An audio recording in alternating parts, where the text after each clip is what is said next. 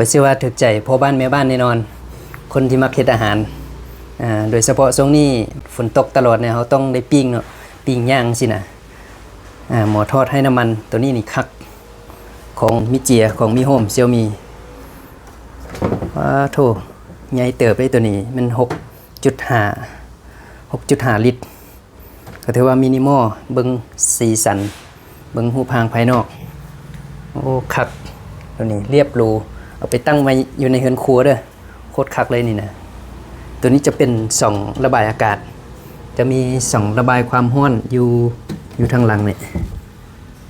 อยู่ทางหลังนี่ตัวนี้ระบายความร้อนมันจะมีอยู่ทางลมน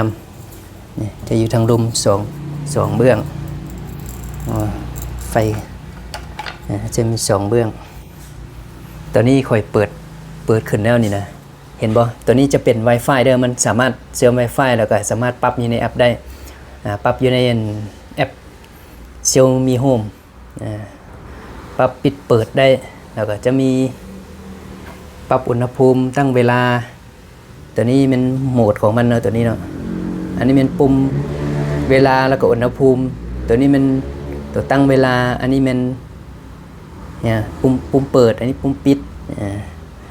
อันนี้เป็นโหมดเนโนโหมดทั่วๆไปเนาะก็จะใส่แบบอัตโนมัตินะตัวนี้เป็นโหมดทอดมันฝรั่งปิ้งมันฝรั่ง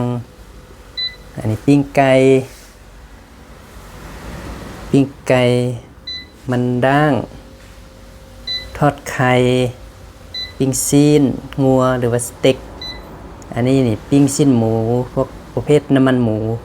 พวกมีน้ำมันอันนี้มันปิ้งกุ้งอันนี้เค้กเนี่ยจะเป็นคัพเค้กหรือว่าเค้กน้อยๆเนาะอันนี้พิซซ่าหมักไหม้อบแห้งนี่อย่างอันนี้หมดละลายอุ่นอาหารสุดละอันนี้ตั้งค่ากลับคืนมันกลับคืนสัมผัสได้สบายเบิ่งข่อยสิลองใส่หมดปิ้งไก่ข่อยสิลองปิ้งไก่ลองเบิ่งมันสิเป็นจังได๋เบิ่งทางในมันก็จะประมาณนี้มันจะมีตะแกรงให้เฮาสามารถถอดออกล่างสะดวกสบายตัวทางในก็สามารถถอดออกได้ตัวนี้นะสามารถถอดออกได้เอาใส่ขึ้นเดี๋ยวสิมาลองทดสอบปิ้งไก่ลองเบิ่งก่อนอื่นเขาเจ้าว่าให้เฮาเอาน้ำใส่ก้อนมาซะต้องเอาน้ำใส่ก้อนนิดนึงเพื่อว่าบ่ให้มันติดหม้อปกติเขาก็บ่ค่อยได้ใส่น้ำเนาะปกติค่อยปิ้งเลยบ่ฮู้เด้บัดนี้ใส่น้ำลองเบิ่งมันสิบ่ติดว่าซั่น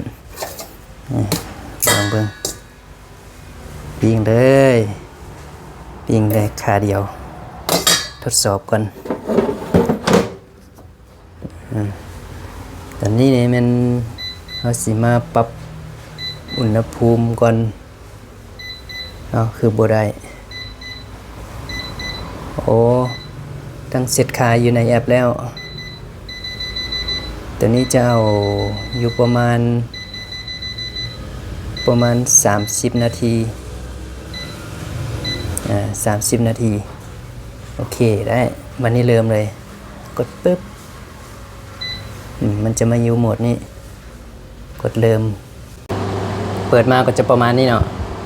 มันจะมีไฟหุงอยู่นำเป็นระยะมันจะปิดเปิดเป็นระยะมาเบิ่งจะเป็นอะไรตอนนี้ตั้งเวลาอยู่30 นาทีเสียงบ่ดังหลายเสียงเลยธรรมดาจะได้ยินเสียงโซในเดียวแต่ว่าใช้งานได้ดีรุ่นนี้นะเอารุ่นนี้ไปใช้นี่จะลืมรุ่นเก่าเลยแหละลืมตัวเก่าเลย โคตรคักเลยนี่นะตอนนี้ปิ้งไประยะหนึ่งละมาเบิ่งเป็นจังไดตอนนี้มันปิดไฟแล้วนะยังบ่ทันเห็นอันนั้นมันเปิดไฟให้ดอกไฟมันจะขึ้นเป็นบางครั้ง